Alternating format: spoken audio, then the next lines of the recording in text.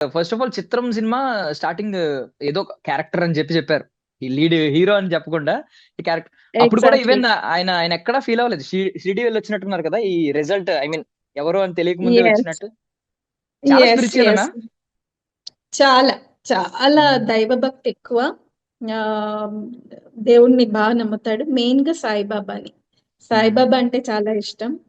తను ఏ వెహికల్ కొన్నా కూడా ఫస్ట్ బాబా గుడికి తీసుకెళ్లి పూజ చేయిస్తాడు ఎప్పుడు ఉమ్, కూడా. ఆ, షిరిడీకి వెళ్తాడు ఎవ్రీ ఇయర్. తిరుపతికి ఒక ట్రిప్, షిరిడీకి ఒక ట్రిప్ కంపల్సరీ అన్నమాట.